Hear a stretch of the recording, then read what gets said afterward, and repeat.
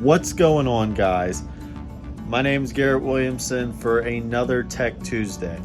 Basically, I'm going to just be showing you guys how I do my setup stuff.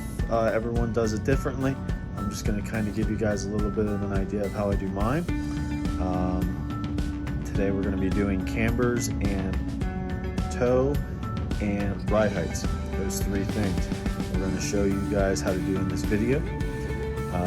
Again, I'm from Hummelstown, Pennsylvania. If anybody has any questions or concerns, or just wants to reach out and say something to me, maybe about Customworks, feel free to. I'm an open book. Anyone that needs to reach out to me, you're more than welcome to. But we'll dive right in it. So behind me, I have one of my Outlaw 4s right here. This is the week right after Motorama. Today's date is 2-22-22. So a lot of 2s today. That is the Motorama car on the right and the Motorama car on the left, wingless and Outlaw Sprint that I ran this past weekend and was successfully able to make both A-mains with them cars. Very thankful to Customworks for the support as always, but we're going to dive in and kind of show you guys how I do my setup stuff.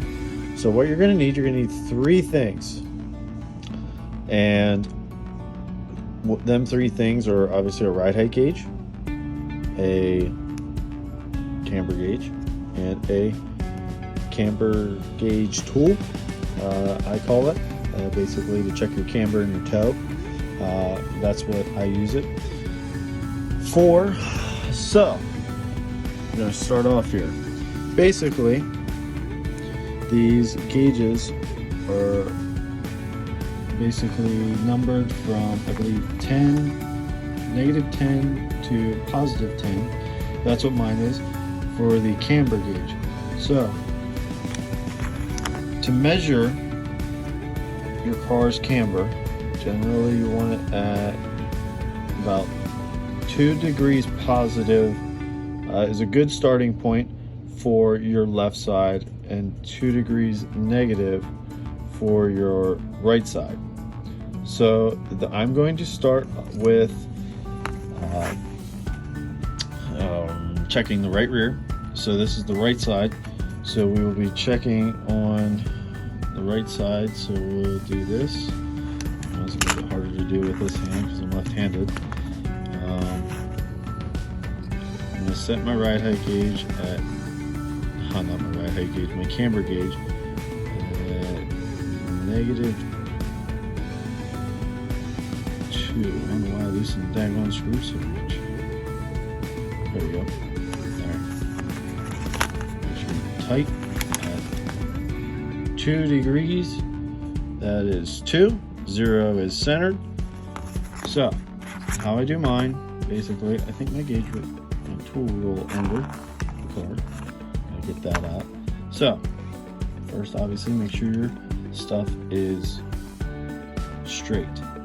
Meaning, I always make sure my rear steer and my front wheels are straight, and then I will check all of that then, because it all depends. Now, I double check when I change my rear steer, just to make sure that as you turn that wheel either in or out, it could possibly change the degree that the wheel is at and touching the racetrack. So like I said, negative 2 for the right side, positive for the left side. This is an RPM camber gauge I've had for a while. As you can see, it has had better days, to say the least. So we're going to start off. Basically, I'm going to show you guys here, straightforward. You can see the tire on the right rear is leaning in a little bit. Well, that's a good thing. That means my camber is about accurate. Now granted, like I said, negative 2 right there. So that's about right where I want to be, honestly. That's negative 2.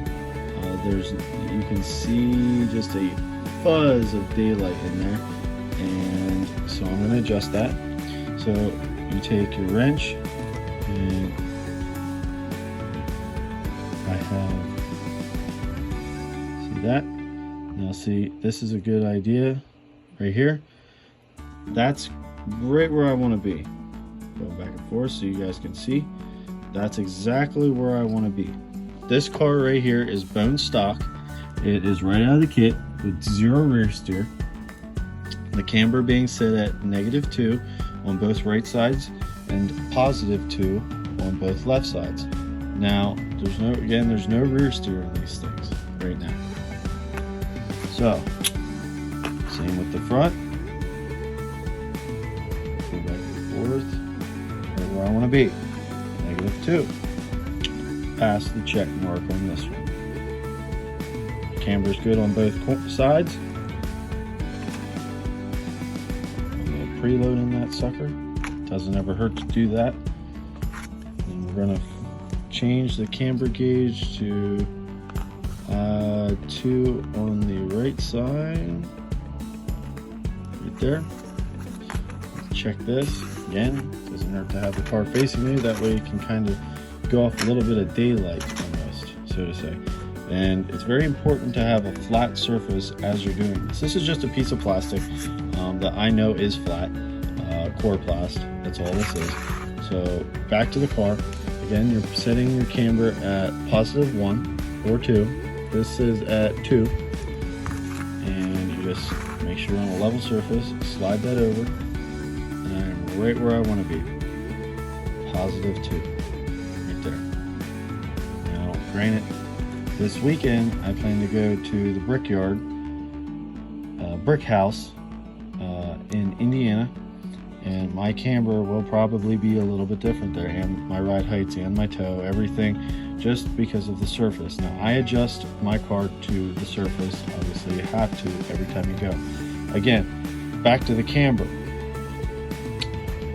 +2. Right foot, left front, very good. Straight up, no gap from the bottom to the top, no daylight, no issue. So we are good to go there. That's how I check my ride heights. My camber. Sorry about that. All right. You are done with your camber. Again, you will be able to check your cambers with this link here, that link there,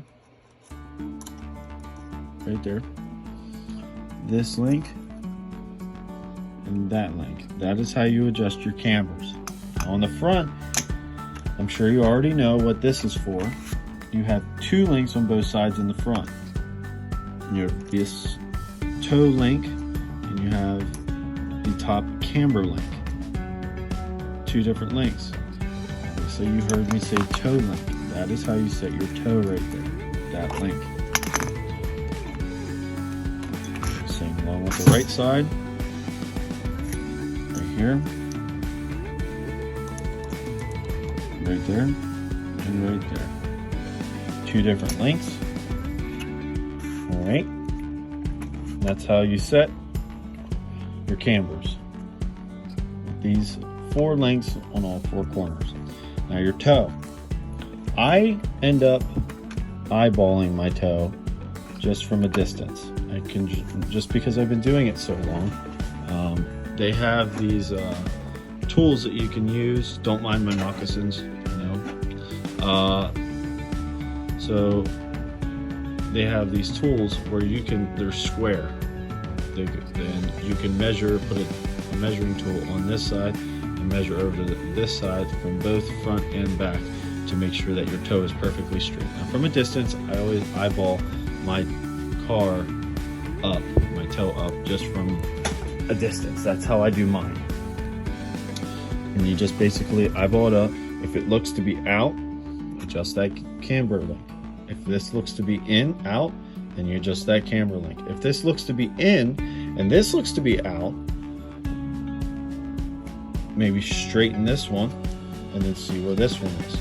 But those are both very good in how I like them right now. Straight forward, not sideways, crooked, just right where you want to be. So that is my second thing. My third thing right here that you want to make sure that you check is the ride height. Now, this is a little bit more technical right here.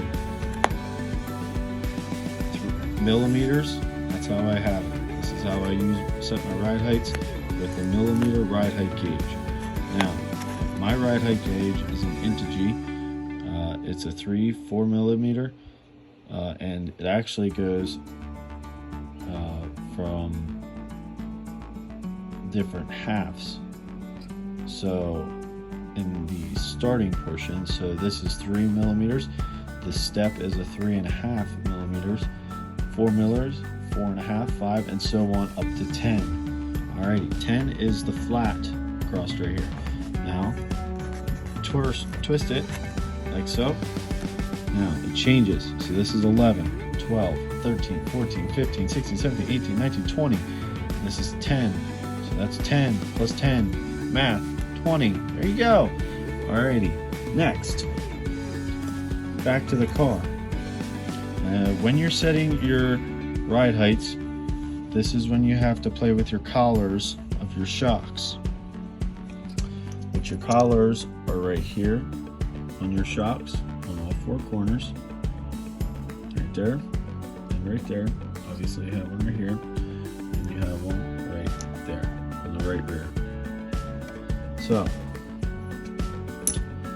you adjust these to adjust your ride heights from each corner. Now I don't know how this car is going to be right now, because I already thought I had it very close, and I'm redoing it now to make this video.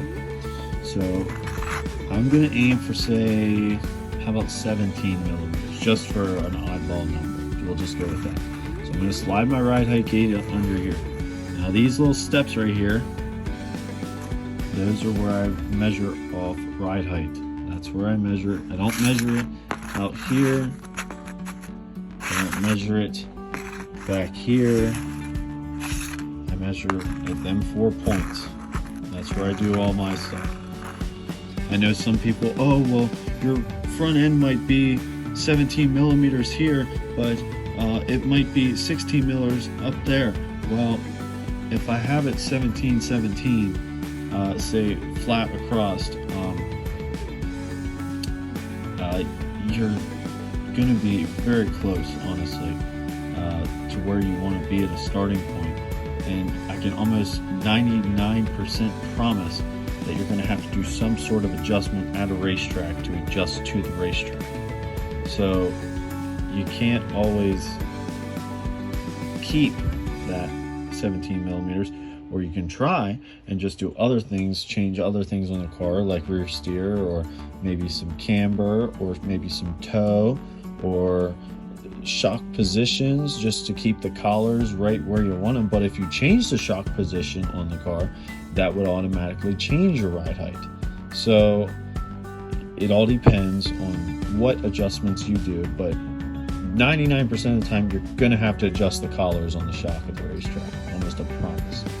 So I'm going to aim for 17 millimeters, which on my gauge is a 17. I'm going to push this in. It's to 17. All right.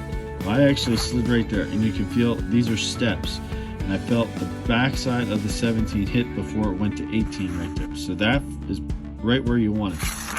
Now, you go to the rear. These little step outs right here. My body is in the way a little bit. It sticks over top of it, but I know right where it needs to be. It's 17. It stopped right before going to 18. That's what you want. All right.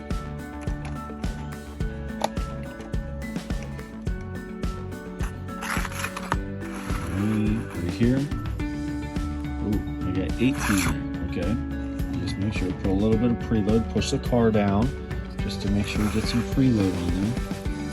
Alright, now we have 17. It always is important how you do this.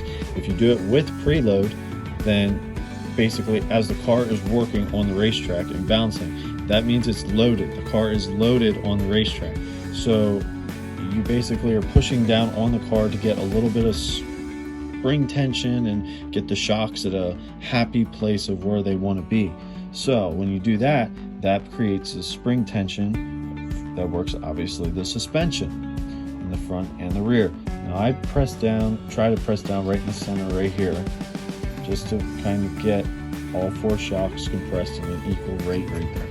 So I'm going to measure the right front, again aiming for 17, and that's 16 right there.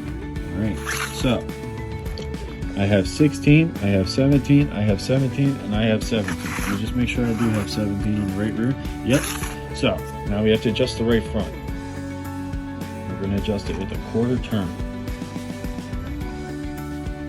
just to see if it'll do anything.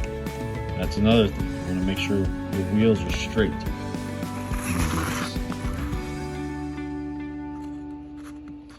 Okay, it's a little bit shy still. We'll go another 1/4 turn. And you can tell the turns by these little notches right here. There's one at 6, 9, 12, and 3 o'clock on the shock. One at 25% the whole way around, so there's 4 marks. Going to measure the ride height on the right front once again, 17. Okay, now we're going to check the rear, because you always want to double check after you do an adjustment. So the rear is, oh, this one's at 18. Now, probably should just do a little bit more preload, doesn't hurt. If it does hurt, check the right front again. Okay, 16. 1/4 turn there. Preload. Check. 16. Now again, every time you do an adjustment here, you're changing that corner, and this corner. You're not only changing just this corner, you're just getting yourself in a position to where you think you need to be. So this right here, right, that right there, I can feel that at 17. I can feel the backing hit it. Okay, now here, see what this is. 17, right where I want to be. Flip the car around, make sure your wheels are straight. Preload. Now here, look at this. 15.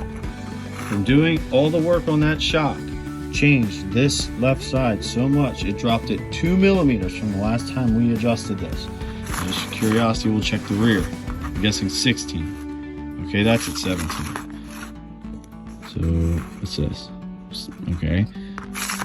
See, this is a very tedious game. More preload. 15. Should be 17. 16. It's tough. Your numbers change so frequently with doing an adjustment. All right, 17. 16. I'm just going to hurry up and get this one done.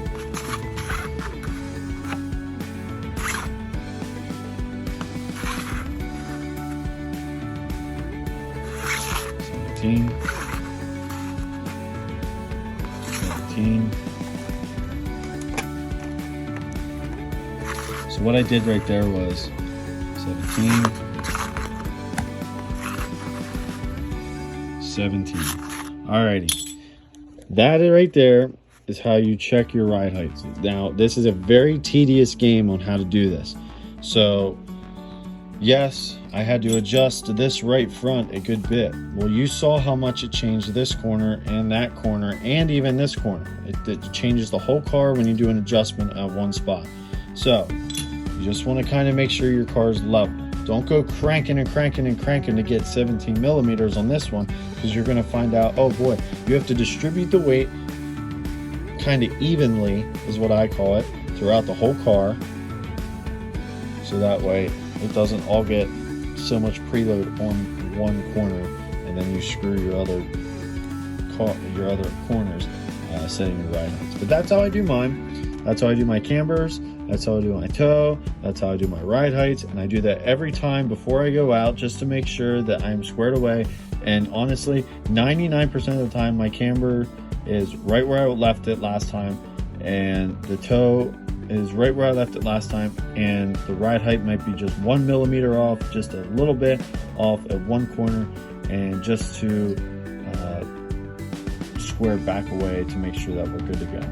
Now again, you'll need them 3 tools: the gauge, the ride height tool. You can use a pair of needle nose too if you don't have that, but Customworks does sell a really nice tool for it, and you need a ride height gauge. And you can get those at your local hobby shop if you need one. So, alright guys, that is going to conclude our first ever Tech Tuesday. That's kind of just to give you guys an idea on setup, basically. So kind of cambers, toes, and ride heights. And again, you saw me adjust off of the collars on the shocks. That is how I do all my cambers. And I look forward to seeing you guys again. If anyone's got any questions or comments, don't be afraid to message me on my Facebook or on my YouTube channel. I try to do my best at responding to everything and everyone. So again, that'll conclude it this week, and I'll see you next week.